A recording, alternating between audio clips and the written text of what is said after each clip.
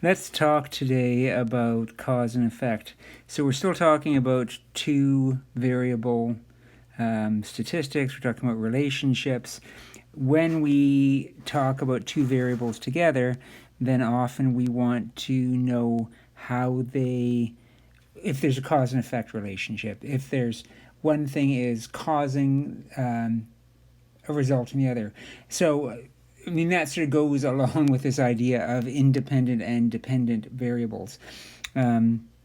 Is one thing causing something else to happen? So let's talk about, first of all, cause and effect relationship, and then break it down from there with some other cases after that.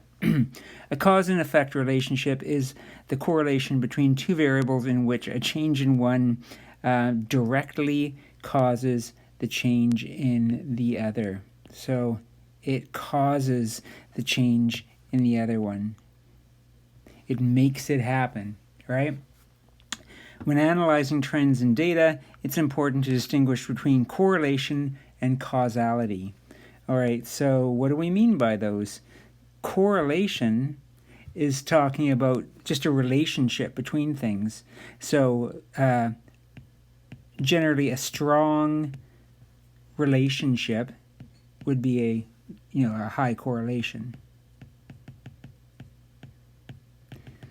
But that's not the same thing as causality. Causality actually means that one thing is directly affecting the other. So these are different things, and we have to get our heads around that. Just because two variables share a strong linear correlation does not necessarily imply that a change in one variable is responsible for a change in the other.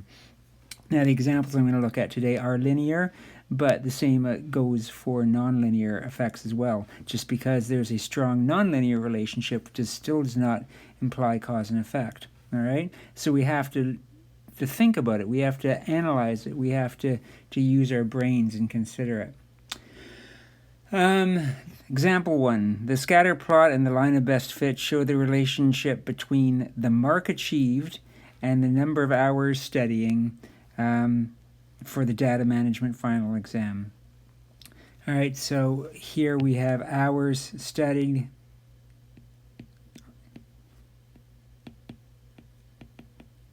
And this is the final mark on the vertical axis. Does this correlation have a cause and effect relationship? Well, what we can look at, if I just sort of zoom out a bit here, is we can look at the graph, and we can definitely see a correlation as we go from left to right. 0 hours generally had around 48% mark. 2 hours was around 60%, and so on. It goes up. It's definitely going up to the right, no doubt about that. And the scatter plot is fairly tightly clustered around the line. We can see that as well. What we can also see is an R value of 0.913, which we know means that there's a strong correlation. None of this, however, tells us whether it's a cause and effect relationship. Definitely there's a strong positive relationship.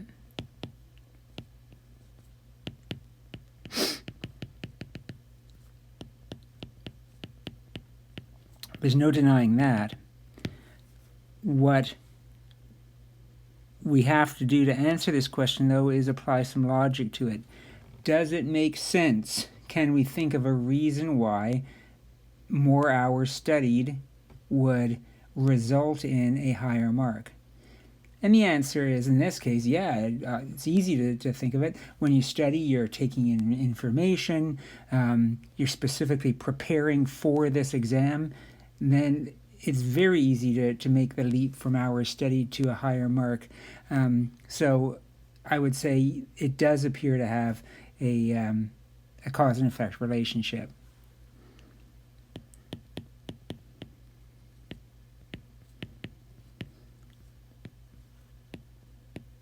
But not just because of the high correlation.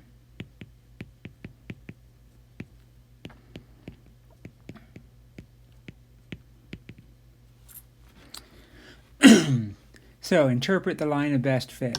Okay, so this is getting a little bit away from cause and effect, but it's just, we're going to do a little bit of interpretation as well. So over here, we've got the data that we need. We can see that it's in the form y equals mx plus b, being linear.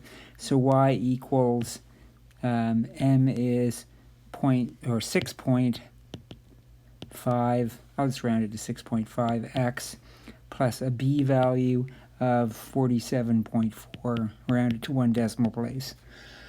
And that is our relationship, right? How do we interpret that? Well, just like any linear relation, we should know what the different parts mean. And so I could interpret that to say that the exam mark starts at about 47.4. Let's just say 47%. So if you don't study at all, then you get 47% on average. Some people will be lower, some people will be higher. But it increases by about 6.5%. That's what the slope is telling us, per hour studied.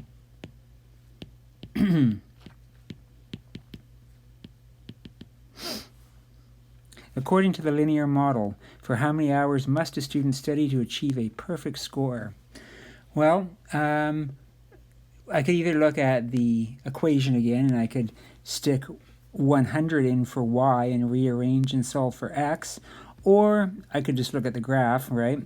Maybe that's a little bit easier. If I want to see where 100 is, let's do it in blue, baby blue. Okay, there's 100.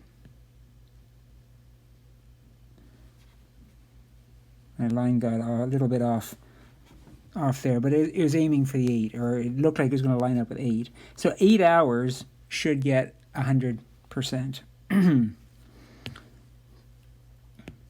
So from the graph,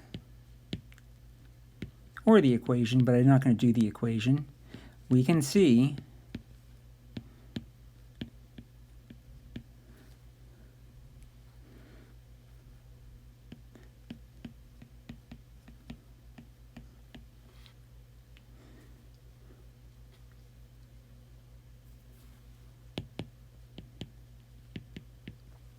is this answer valid? Yes and no. We can't be completely accurate, right? It's just a relationship. Nothing's perfect. It's a scatter plot. It's a line of best fit, which basically is a best guess.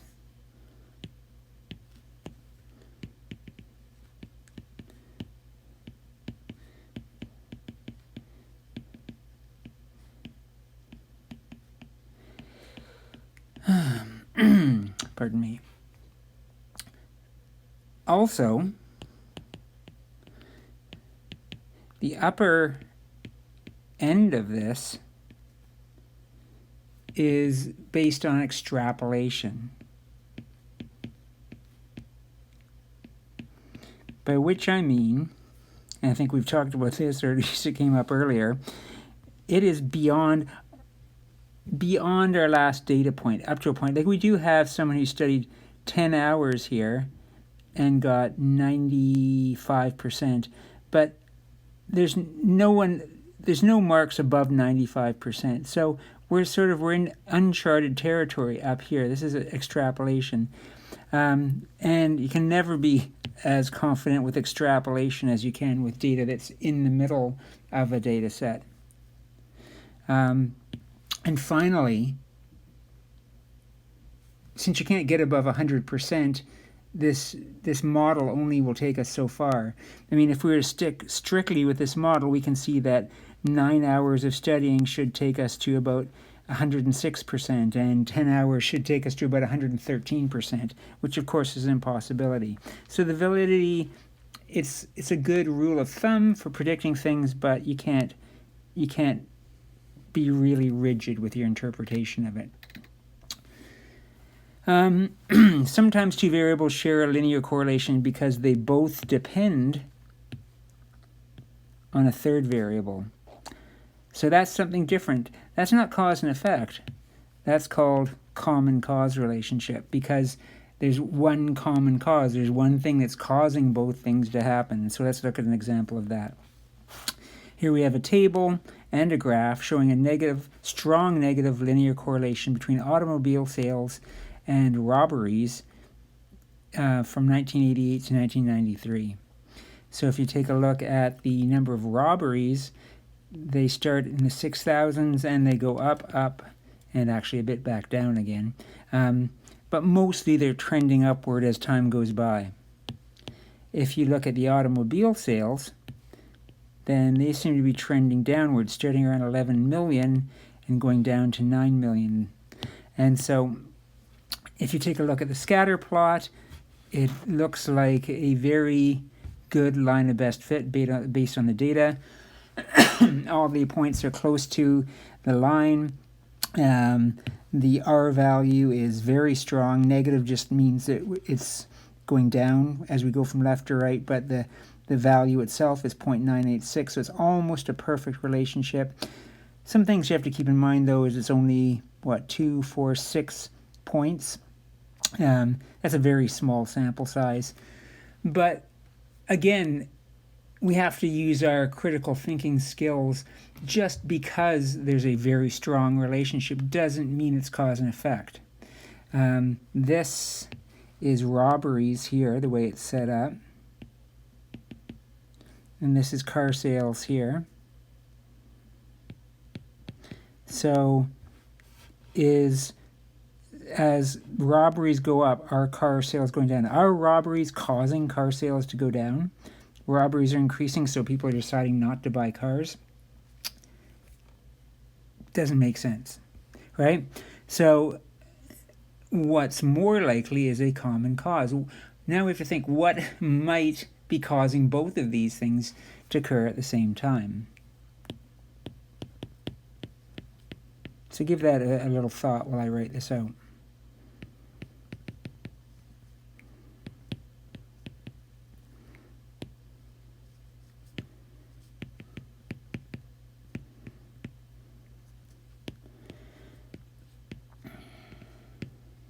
Oops. Any ideas? Well, I guess if you looked at the screen at all, then you'd see that there is a third variable which we could consider, and that's the unemployment rate. And so if the unemployment rate increases, then that's going to put more people out of work. That could increase robberies. Also, as unemployment increases, less people have money to buy cars. So that could be a common cause, which is making both of these things, or affecting both of these things. Let's put it that way.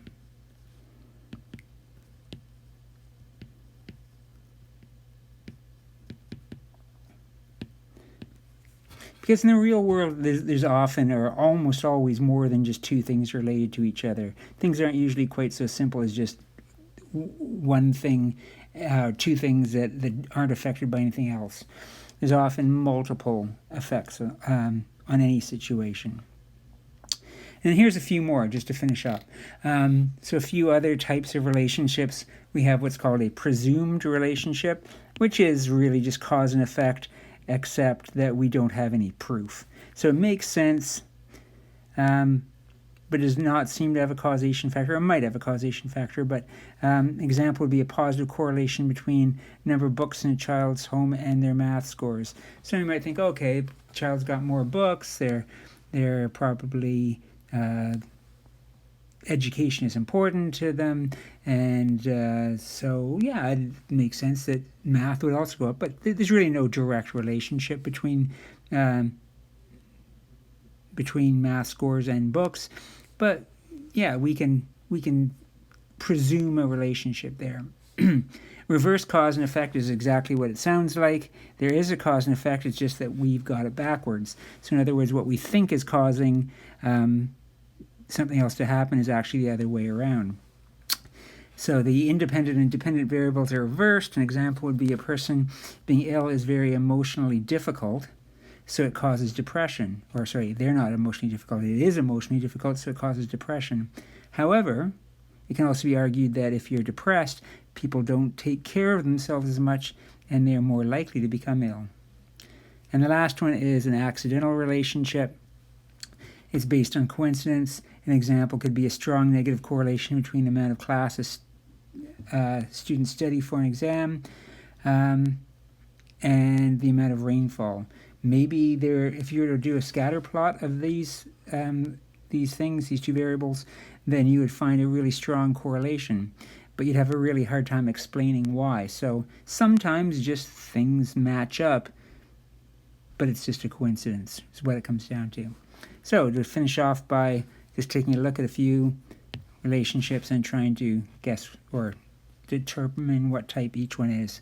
So suggest the most likely type of relationship for each correlation. Number of fire stations in a city is positively correlated with the number of parks. So if we were to graph it, it's always good to just visualize this. So, okay, fire stations, parks, positively correlated means something like this is happening. Okay. Can't see any direct cause. Having a fire station should not cause a park to happen. Maybe what it is a common cause. So if you want to say something's common cause, of course, then you should be able to identify what that common cause is. And in this case, I'd say that it's most likely the size of the population. As a city grows, or as you measure cities of different sizes, the higher the population would require more fire stations, but a higher population would also require more parks.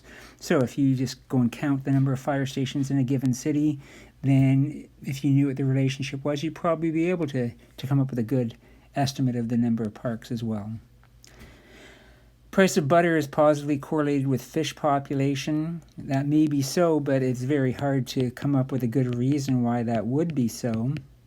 So we're going to go with accidental correlation, or accidental relationship, let's call it that.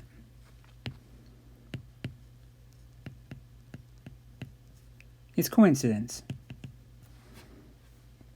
Seatbelt infractions are positively correlated with traffic fatalities. Let's draw a graph of this one again, just so we can see what are we talking about.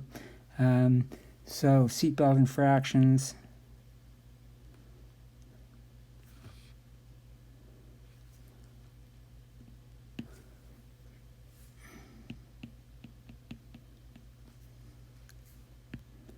Fatalities.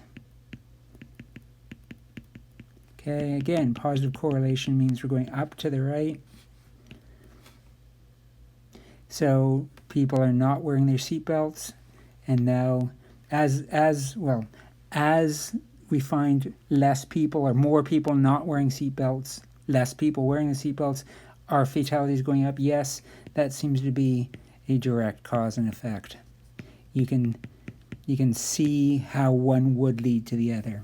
And finally, positive correlation between the Earth's average air temperature and the concentration of carbon dioxide in the atmosphere. Definitely that makes sense. That's what we call global warming. And